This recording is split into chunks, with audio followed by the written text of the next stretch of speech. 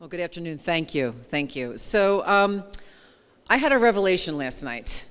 Last night, I had the honor to attend a celebration of leadership and entrepreneurship here in the city, honoring 4 individuals, and the signature honoree was a gentleman who's a good friend of Drexel's named Mr. Jamie McGuire. The name might be familiar to you. Mr. McGuire is the chairman of Philadelphia Insurance Companies. He's also a part of Drexel's Board of Trustees. He is a good friend to the Close School, having endowed the McGuire Empowerment Program for Women Leaders. He has the recipient of numerous awards, one being Ernst & Young's Regional Entrepreneur of the Year in 2010. He not only brought Philadelphia Insurance Companies to great financial success, but he also instilled a very entrepreneurial and innovative culture within that company, so much so that it was rated for several years one of the best places to work. Part of that culture is community involvement. It's giving back.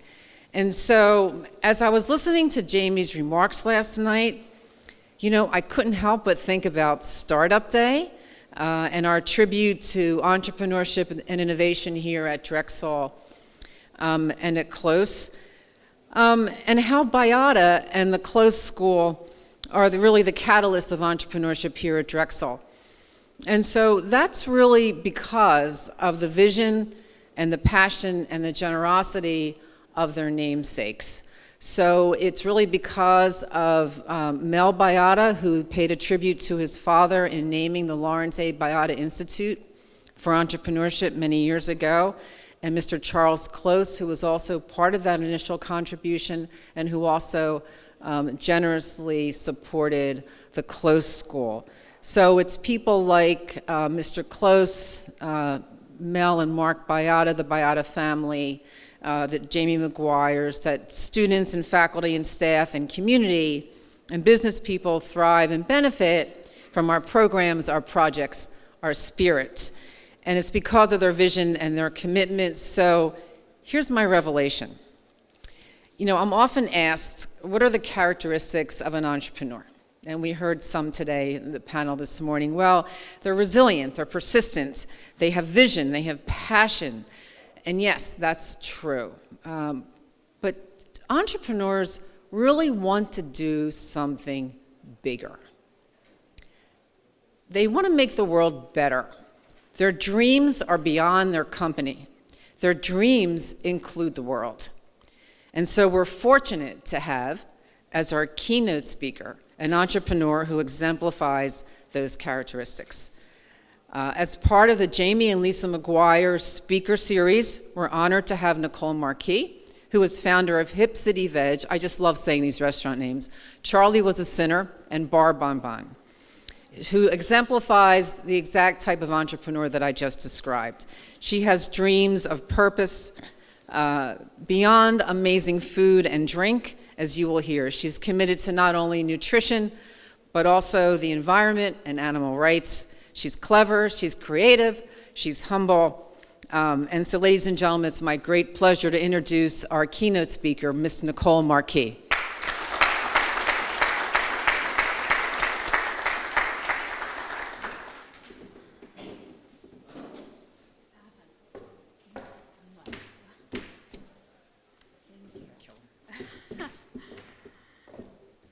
Wow, what an honor, my goodness, and what a cool day this is. Very exciting. Good afternoon, everyone. It's a great pleasure to be back at Drexel and an honor to talk to all of you today and to be part of the Drexel Startup Day program. I want to thank Drexel University and President Fry, and thank you, Donna, for having me here today, and Chuck Sacco, the Jamie and Lisa McGuire Speakers Series Foundation, and to the student committee for putting this great event together. Opportunities like this were few and far between just a few years ago. And then Drexel led the way in establishing a course and study in entrepreneurship, and along with that created a space like this for creative people to get together and to talk things out and to inspire each other. And in that, Drexel really has provided a great service to its students and to the city of Philadelphia. I think that one of the reasons I was asked to speak today is that I really am not very far in my career from where all of you are now. My business was still in the planning stages just a few years ago. So my goal today really is to provide a little perspective as someone who made their idea manifest. In that vein, I thought I would tell you a little bit about my background, how I started HipCityVeg, a 100% plant-based restaurant concept, and how I was able to turn that unlikely little concept into reality. Again, my name is Nicole Marquis. I'm the founder and CEO of HipCityVeg. I am scheduled to open my 6th restaurant this December on Broad and Sansom Streets, opened in 2 different cities. We have gone from 6 employees to 185, brought on investors, and have plans to expand 6 to 9 more in the next 18 months, all in 4 years. Aside from HipCityVeg, I have 2 other restaurants, as mentioned, which are separate business entities, Charlie Was a Sinner and Bar Bon Bon, full-service restaurants. And of course, it goes without saying that I could never have done this by myself. Every step of the way, I asked for help. You'd be surprised how many people are really willing to help you along your journey. I'm so fortunate to have the support and guidance of great people in my corner. I'd like to acknowledge my dear friends, Lisa and Jamie McGuire, who have been inspiration and support to me, and now my greatest partners in my business. Remember that great people look to invest in other people, not just ideas. And so I'm forever grateful that Jamie and Lisa saw something in me. My story is a quick one. I grew up in the Philadelphia area in Elkins Park and Lower Gwynedd, just outside of the city. I'm a Philly girl through and through, born and raised, and I have a real loyalty to the city and to the people here. I attended Temple University, where I studied communications, majoring in theater. That's where I realized the importance of a well-rounded liberal arts education. It's good to learn and to be exposed to a lot of different things. You never know where your knowledge will really take root. A well-rounded education will feed your creativity. And as an undergrad, I lived in the Alney section of the city in order to take care of my grandfather who was sick at the time. This is where I mastered the art of prioritizing and multitasking. The faster I picked up Grandpop's medicine at Rite Aid, the faster I could get to the party. Then I spent a couple years in grad school in LA at California Institute of the Arts studying classical drama. There I was taught to think in the abstract, to express myself, and to always push my own boundaries. I might have always had a little knack for business. In high school, I ran a business doing birthday parties for kids. One birthday party was the ballerina birthday party. The other one was Superman birthday party, which I got my brother to agree to do and dress up like Superman. Long story, he's still mad at me about it. But the day I covered my overhead costs and paid the pizza guy and rent, and I had $30 left over in my pocket, I said, yes, this is definitely for me. So later, I put my years of studying ballet as a child and my love of salsa dancing together to teach Latin dance classes in local restaurant halls. I seriously looked into opening a dance school, but eventually abandoned the idea because I didn't think it would be profitable or scalable enough. I never had any formal business education. Even though I loved theater, I never tried to make money at it. In retrospect, however, it became clear to me that there is a lot of theatrics in creating a restaurant concept. And running a restaurant is not that different from directing a play, with all the different people and playing different roles. You have on stage and the audience, which are our guests, our customers, back of house, timing, and so on. Opening the restaurant doors every day is like opening the curtain on that day's drama for me. So I opened my first restaurant in 2012, but I began planning for it in 2008 at the height of the Great Recession. My father is my biggest fan now, but at the time, he said to me, wait a minute, 90% of restaurants fail. 1% of the population is vegan. And you're telling me that in the worst economy since the Great Depression, you want to open a vegan restaurant? I said, no, I want to open 5. And if it goes well, I want to open all over the world. We still have a long way to go, but we're doing pretty well so far. So here are 3 things I now know are required for building a successful venture.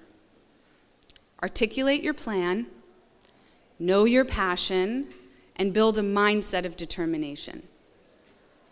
I had no money when I started, but I spent 3 or 4 years planning. I wrote a detailed business plan, about 60 pages. I got some friends who understood spreadsheets and had financial experience to help me with the spreadsheets and financial analysis. I did my own market analysis. I sat in other fast casual restaurants with a clicker and counted the number of customers at the register per hour. I talked to restaurant managers. I had numbers down to and the cost of the disposable forks and napkins that I needed every month in the restaurant. I was able to come up with conservative projections that showed I could make a profit. Everything was accounted for, yet there was so much that I couldn't plan for at the same time. That business plan, however, gave me the confidence that I knew what I was doing. More importantly, it made the key people I needed to provide the initial funding confident that I knew what I was doing. So for me, incredible things happen when I plan it out, when I write it out on paper. I usually realize, wait a minute, that doesn't sound good as it did in my head. Like the time where I was convinced I should call the restaurant Veggie Queen. I'm so glad I wrote that down and told somebody about it and realized it was the worst name and maybe would infringe on Dairy Queen's trademark, so who knows. So 16-hour days, though, sleeping on the basement floor, the tears, that's the reality of running a restaurant in the beginning. So real planning may be even more helpful if it makes you realize that what you thought you wanted to do really isn't such a good idea. I was lucky. I had problems, but they were the best kind of problems. When we opened our first HipCityVeg in Rittenhouse Square, I found out on day 1 that my estimates were too conservative. I ran out of food on the first day, and on a couple days after that, within a couple of weeks, I hired 3 times the staff I originally started with.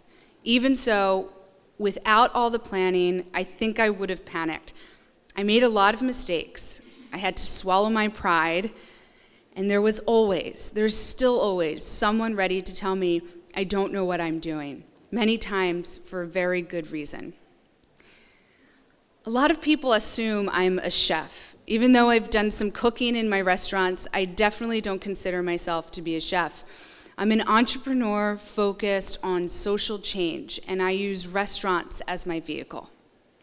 While I was in school, I stopped eating meat and then eventually eliminated all animal products from my diet. I still loved eating in restaurants, but at the time, there were almost no restaurants where I could just order anything off the menu, knowing it did not contain any animal products. And as a consumer, I really wanted to be able to do that. And I started to notice that there were a lot of other people around me who wanted the same thing. More importantly, I came to understand that promoting plant-based eating was the most effective way I could find to create positive social change. But even though it's the motivating factor behind my business, I don't emphasize that in my restaurants. There is no preaching of any kind or anything in the restaurant experience about why we serve plant-based food. We want the food to stand out on its own because we know it tastes better than the traditional animal-based alternatives.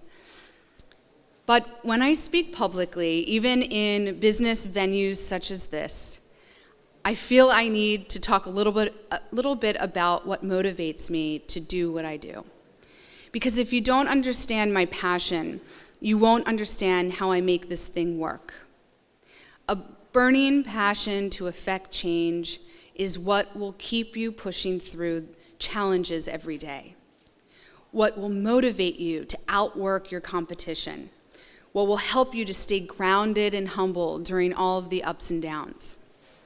I want you to appreciate the importance of finding your own passion, something beyond the desire for profit, a mission that helps you get through the rough times. My mission, the mission of HipCityVeg, is to make delicious plant-based food convenient and accessible to people everywhere. I believe that if plant-based food is presented in a familiar form, tastes great, and is easy to get, people will choose it over the alternative on the basis of taste alone. That's why HipCityVeg is what we call fast food inspired. Burgers, fries, shakes, salads, and wraps. It's a kind of food that practically every American likes. It's plant-based, but it's not a stretch for the palate at all. The vast majority of our guests are meat eaters, and they love it. We love our vegan and vegetarian friends, but that's not who we're trying to bring into the restaurant. On one hand, this was a way to capitalize on a niche market. I recognized the trends and took advantage of it. But on another hand, it's more than that it's about more than that to me. There are really 3 reasons why I want to get people into eating plant-based foods. The effect that animal agriculture has on our health, on the planet, and the animals. As far as health is concerned, the leading cause of death come from diet-related diseases. The average cholesterol of an American that eats meat is dangerously high, leading to coronary heart disease and other complications. And countries with the highest consumption of plant-based foods have the lowest incidence of heart disease and cancer. But the impact of animal agriculture on the planet is even more alarming. The greenhouse gases produced in animal agriculture are estimated to be more than that produced by all the cars, trucks, planes, and factory plants in the world combined. It takes about 13 pounds of grain to produce 1 pound of beef. In a world where 795 million people currently don't have enough food to live healthy lives, we could feed 800 million people with the grain used to feed animals. We kill 78 billion animals a year for our appetite, harming our own health in the process and imposing cruelty on sentient beings. And really, is there a humane way to kill something that doesn't want to die? Ultimately, the biggest thing that most individuals can do to save the world is simply to stop eating meat and dairy. It's more effective than giving up your car. It's more effective than all the recycling you do, and it's hands down better for your health. That's what motivated me to start HipCityVeg. Now, I know you didn't come here to hear that kind of stuff, and I apologize if it made you feel uncomfortable. No, I don't apologize.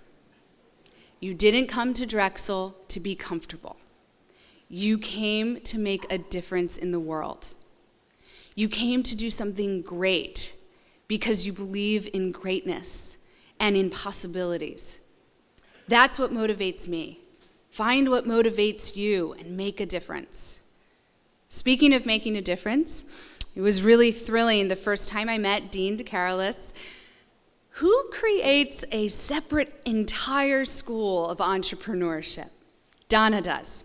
A person who understands that entrepreneurship is not something you either born with or not born with, but that it's a mindset. And yes, this mindset is something that some people possess naturally, but even then it has to be nurtured, taken care of, and built up like a muscle. It's the mindset that there are endless possibilities, that you will do whatever it takes, that you won't give up, and that you will always find the solution. I had the honor recently of having dinner with Rodrigo Jordan, the first South American man to climb Mount Everest, and the first man on earth to climb all 3 sides or slopes of Mount Everest. He asked me, what do I do? And after I told him I run a few restaurants, he stood up and gave me a toast. He said, "Salute to you, Nicole, the entrepreneur." I said, no. Hold on one moment here. It's I that should be toasting you. You climbed Mount Everest several times and survived. He said humbly, "I was just walking." I pushed him a little more and asked, "Rodrigo, really, how did you do it? It must have been excruciating to build up the physical strength." Interestingly, he said, "It's never about the body. It's a mindset." He went on, "It's all about your mind and your ability to control your mind, to stay positive and clear-headed in the most uncomfortable conditions. If you can do that, you can conquer any mountain." My mind was blown, and as I reflected, I realized both Donna and Rodrigo are right. You become the thing you want when you decide in your mind that you will become it. There are 3 things I now know for sure. 3 things that are required of you as you venture into your future. You must plan ahead so you can manage the pressures of running your successful company. You must find the thing you care enough about to work hard for it, and you must be willing to be uncomfortable in it. You must make up your mind with no uncertain terms that you are going to do everything it takes to succeed. Then, with all doubt aside, butterflies in your stomach, take the leap and venture into your future. Or as Ricardo would say, simply walk up that mountain. Thank you so much.